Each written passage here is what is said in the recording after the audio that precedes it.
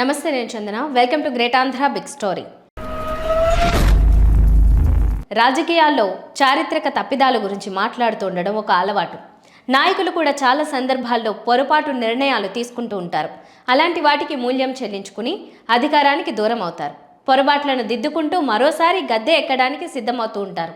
చాలా అరుదుగా మాత్రమే దిద్దుకుంటే మరింతగా నష్టం జరిగే పొరపాట్లు జరుగుతాయి. అలాంటివి వారి షో డౌన్ను శాసిస్తాయి. ఇప్పుడు తెలంగాణ రాష్ట్రంలో భారతదేశంలో అని చెప్పుకునేంత అవసరం ఇంకా మిగులుందా? భారత రాష్ట్ర సమితి పార్టీ పరిస్థితి అదే. తెలంగాణ రాష్ట్రం అవతరించిన సమయంలో అందుకోసం కొట్లాడుతున్న ఒక పెద్ద పార్టీకి నేత అయినందుకు తనను తెలంగాణ జాతిపితగా ప్రకటింపజేసుకుని చరిత్రలో శాశ్వతంగా మిగిలిపోవాలని అనుకున్న కల్వకుంట్ల చంద్రశేఖరరావు వైభవం 10 ఏళ్ల అధికారంతోనే చరమావస్థకు చేరుకున్నదా? ప్రస్తుత రాజకీయ వాతావరణాన్ని గమనిస్తుంటే అలాగే అనిపిస్తోంది. ఎందుకు అలా జరిగితే అందుకు దారి తీయగల కారణాలు ఏంటి? తిరిగి నిలబడేలా దిద్దుకునే అవకాశం ఉందా? ఈ అంశాల విశ్లేషణే ఈ వారం గ్రేట్ ఆంధ్ర బిగ్ స్టోరీ గులాబీ షోడౌన్. ఫుట్బాల్, టెన్నిస్, బ్యాడ్మింటన్ వంటి అనేక ఆటలకు క్రికెట్కు ఒక ప్రధానమైన తేడా ఉంటుంది. ఆ ఆటల్లో ఆటగాడు ఒకసారి పొరపాటు చేసినా సరే తన ప్రతిభను ప్రదర్శించడానికి మళ్లీ అవకాశాలు వస్తూనే ఉంటాయి. ఒకసారి గోల్ మిస్ అయితే మళ్లీ ప్రయత్నించొచ్చు. ఒకసారి ఏస్ సాధించలేకపోతే మళ్లీ కష్టపడొచ్చు. కానీ క్రికెట్ సంగతి వేరు. ఒక బంతిని సరిగ్గా అంచనా వేయలేకపోతే బ్యాటర్ కథ ముగిసిపోతుంది. ఎంతటి ప్రతిభావంతుడైనా కావచ్చుగాక ఆ ఆటలో ఇక అతనికి తెరపడినట్టే. రాజకీయాలు ఫుట్బాల్ వంటివా లేదా క్రికెట్ వంటివా అనే ప్రశ్న వేసుకుంటే ఎవరైనా సరే చాలా సులభంగా సమాధానం చెబుతారు. రాజకీయం ఫుట్బాల్ లాంటి ఆట మాత్రమే అంటారు. ఎందుకంటే ఒకసారి ఛాన్స్ మిస్ అయినా మళ్ళీ ఛాన్స్ వస్తుంది. ఒకసారి ఓడినా మరోసారి అధికారం దక్కుతుంది. నాయకులు కూడా దీనికి తగ్గట్టుగానే ప్రిపేర్ అయి ఉంటారు. ఓడిపోయిన సందర్భాల్లో వెకేషన్ తీసుకున్నట్లుగా హాయిగా గడుపుతారు. కానీ ఇప్పుడు తెలంగాణ రాజకీయ యవనికపై సరికొత్త దృశ్యం సాక్షాత్కరిస్తోంది.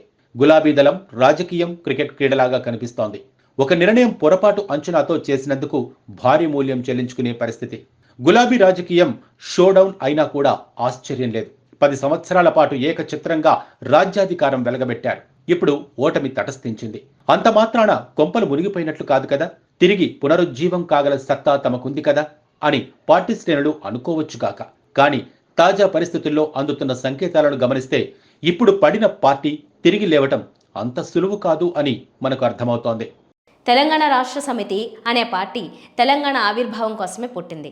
తెలంగాణ సమగ్ర అభివృద్ధి తమ మౌలిక లక్ష్యం అని చాటుకుంది. అస్తిత్వాన్ని స్థిరపరచుకుంది. ఎప్పుడైతే జాతీయ రాజకీయాలలో తమ ముద్ర చూపిస్తాం అని ఆర్భాటపు మాటలతో పార్టీ పేరును భారత రాష్ట్ర సమితిగా మార్చారో ఆనాడే తెలంగాణ పౌర సమాజంతో ఉన్న గాఢమైన మార్మికమైన అనుబంధాన్ని ఆ పార్టీ తెంచేసుకుంది. దేశం మొత్తానికి కూడా తెలంగాణ మోడల్ అభివృద్ధిని రుచి చూపిస్తాం అనే ప్రకటనలతో కేసీఆర్ హడావిడి చేయాలని అనుకున్నారు. కానీ ప్రయత్నం బెడిసి కొట్టింది. ఆయన చెప్పుకుంటున్న తెలంగాణ అభివృద్ధిపై ఈ రాష్ట్ర ప్రజలకే నమ్మకం లేదని అసెంబ్లీ ఎన్నికల్లో నిరూపణ అయింది. తెలంగాణ ప్రజలతో సమాజంతో ఆ పార్టీకి ఉన్న పేగుబంధం తెగిపోయింది. జాతీయ రాజకీయాల కోసం భారసా అనే కొత్త పార్టీ పెట్టాలని తొలుత సంకల్పించి తర్వాత తెలంగాణ పార్టీకే పేరు మార్చడం అనే ఐడియా ఎవరి బుర్రలో పుట్టిందో తెలియదు. అలాంటి నిర్ణయం తీసుకుంటున్న సమయంలో పార్టీలో వారి మధ్య ఎలాంటి చర్చోపచర్చలు నడిచాయో కూడా తెలియదు. కానీ తెలంగాణ ఎన్నికల్లో ఓడిపోయిన వెంటనే ఆ పార్టీ సీనియర్ నాయకులు ఈ ఎలిమెంట్ను గుర్తించారు. పార్టీ పేరులోంచి తెలంగాణ అనే పదం తొలగించడం తమకు చేటు చేసిందని ప్రకటించారు.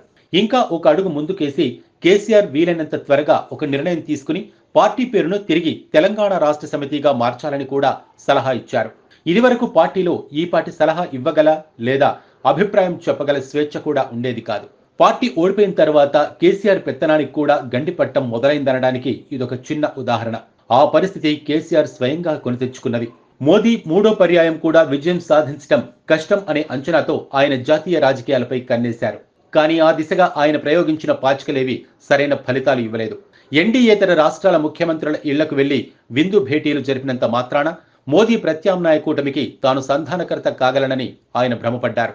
వారందరూ చక్కటి విందు భోజనాలు, తమ రాష్ట్రాల్లోని ప్రధాన హిందూ ఆలయాల్లో కేసీఆర్ కుటుంబానికి రాజవైభవంతో దర్శన ఏర్పాట్లు చేశారు తప్ప ఆయన రాజకీయ ప్రతిపాదనలకు తలొగ్గలేదు.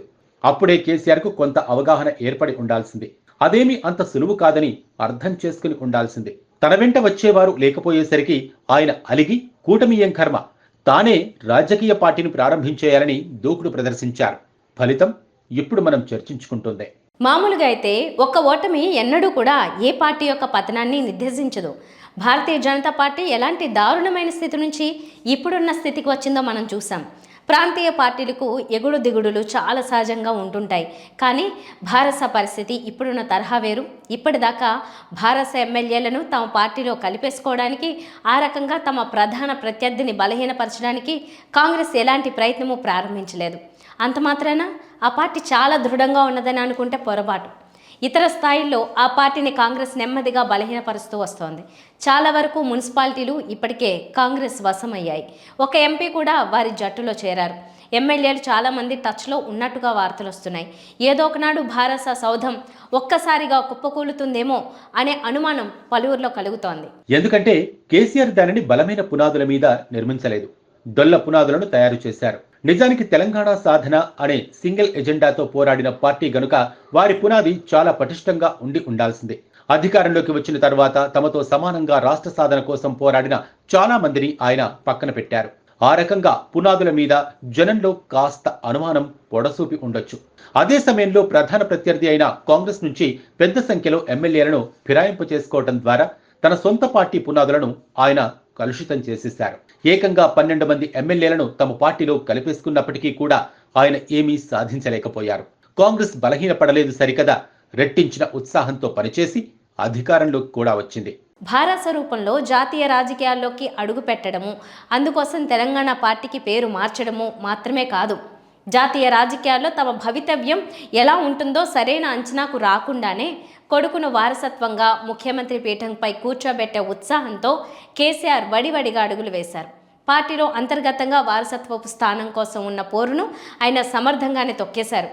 కేటీఆర్ను పార్టీలో ఎదురులేని స్థితికి తీసుకొచ్చారు. డిఫాక్టో ముఖ్యమంత్రి కేటీఆర్ అని ప్రజలు అనుకునే స్థాయికి పరిస్థితి వచ్చింది. పైగా కేసీఆర్ మంత్రులకు కూడా అందుబాటులో ఉండరని, మంత్రులందరూ కూడా కేటీఆర్ను సంప్రదించి నిర్ణయాలు తీసుకుంటారని ప్రజాబాహుళ్యంలోకి ప్రచారం బాగా జరిగింది. ఇదంతా ప్రజలకు కాస్త వెగటు పుట్టించింది. కొడుకును ముఖ్యమంత్రిగా ప్రొజెక్టు చేసేసి జాతీయ రాజకీయాల్లో వీలైనంత మేర చక్రం తిప్పుతూ తెలంగాణ ముఖ్యమంత్రిత్వానికి బ్యాక్ సీట్ డ్రైవింగ్ చేస్తూ కొడుకుకు పునాది పదిలంగా వేయాలని ఆయన అనుకున్నారు. స్కెచ్ బాగానే ఉంది. ఇతర రాష్ట్రాల్లో తమ బలం గురించి అంచనాలు వేసుకోలేదు. జాతీయ రాజకీయం ముసుగులో కేటీఆర్ కు పగ్గాలివ్వటమే ధ్యేయంగా చేసిన ప్రయత్నం వికటించింది. ఇతర పార్టీల్ని బలహీనపరచడానికి అన్నట్టుగా అవకాశవాదులందరినీ కేసీఆర్ చేరదీశారు. తెలంగాణ ఏర్పడిన తొలిసారి మాత్రమే కాకుండా మలి పర్యాయం కూడా అధికారంలోకి రావటం ఆయనకు కలిసి వచ్చింది. ఇతర పార్టీలను ఖాళీ చేసేస్తున్నాం అనుకున్నారు. కానీ ఆయన చెంతకు చేరిన అవకాశవాదులు ఆ పార్టీ అధికారంలో ఉన్నంత కాలం బాగా పార్టీని వాడుకున్నారు, బాగా సంపాదించుకున్నారు.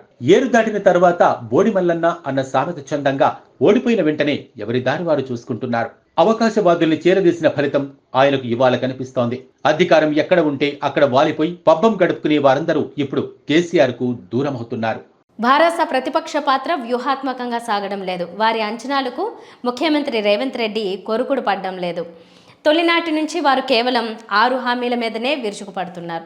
అవి అమలు కావని, రేవంత్కు చేత కాదని ఏడాపేడా మాటలు సంధిస్తున్నారు. అయితే అది సరైన వ్యూహం కాదని వారికి అర్థం కావడం లేదు. 6 గ్యారెంటీలు అమలు అయ్యేది లేదని ఎంత ఎక్కువగా అంటున్న కొద్దీ అంతగా ఆ పాయింట్ ఆఫ్ నో యూటర్న్ దిశగా వెళ్ళిపోతున్నట్టు లెక్క. 6 గ్యారెంటీలు అమలు చేయలేరు అని మాత్రమే చెబుతుండడం వల్ల అవి ఒక్కొక్కటిగా నెమ్మదిగా అమలైన భారస దిక్కుతోచని స్థితిలోకి వెళ్ళిపోతుంది. 6 గ్యారెంటీల ఊసు కాకుండా పాలనలో వైఫల్యాలు వంటివి గమనించి పోరాడితే భారసకైనా మనుగడ ఉంటుంది. కానీ అలా జరగడం లేదు. కేసీఆర్ పరిస్థితి ఇప్పుడు ముందు గొయ్యి వెనక నుయ్యి అనే చందంగా తయారైంది. పార్టీకి భారత రాష్ట్ర సమితి అని పేరు మార్చడం వల్ల దెబ్బతిన్నాం అని ఆయన కూడా ఈ పార్టీకి గ్రహించి ఉంటారు. అయితే ఇప్పుడు వెనక్కు వెళ్లడం సాధ్యం కాదు. తిరిగి పార్టీ పేరును తెలంగాణ రాష్ట్ర సమితిగా మార్చడం అనేది ఆత్మహత్య సదృశ్యం అవుతుంది. మడమ తిప్పిన కేసీఆర్ అని అందరూ గేలి చేస్తారు. ఇప్పుడు భారాస అనే పేరు ఆయనకు కూడా నచ్చకపోయినా సరే గత్యంతరం లేని స్థితిలో ఆ పేరును భరించాల్సిందే, తప్పదు. అలాగని జాతీయ రాజకీయాల్లో అయినా ఆయన దూకుడుగా దూసుకెళ్లగలరా అంటే సందేహమే. ఇప్పుడున్న పరిస్థితుల్లో రాష్ట్ర రాజకీయాల్లో మునుపటిలా యాక్టివ్ రోల్ పోషించడం అనేదే సాధ్యమయ్యేలా లేదు. ఇక జాతీయ రాజకీయాల్లోకి అడుగు పెట్టడం ఊహించలేం. రాష్ట్రం దాటి ఇతర ప్రాంతాల్లో రాజకీయం చేయడానికి బయలుదేరితే రాష్ట్రంలో పార్టీ ఇంకెంత దయనీయ స్థితికి దిగజారిపోతుందో అనే భయం వేరొకటి. ఇలాంటి సంకట స్థితిలో కేసీఆర్ ఇంకా ఆయన గులాబీ దళం ఉన్నారు. ముందే చెప్పుకున్నట్టు ఒక్క విషయంలో తీసుకున్న పొరపాటు నిర్ణయం పార్టీని మొత్తంగా దెబ్బ కొట్టేలా కనిపిస్తోంది. క్రికెట్ ఆటలో లాగా దిద్దుకోలేని తప్పు జరిగిపోయింది. పార్టీ బౌల్డ్ అయింది. ఇంకో అవకాశం ఎలా వస్తుంది? ఎలా దొరకబుచ్చుకుంటారు? ఎప్పటికీ? ఇలాంటివన్నీ కూడా $1,000,000 ప్రశ్నలే. ఇది ఇవాల్టి బిగ్ స్టోరీ. మరిన్ని టాపిక్స్తో మళ్ళీ కలుద్దాం. నమస్తే.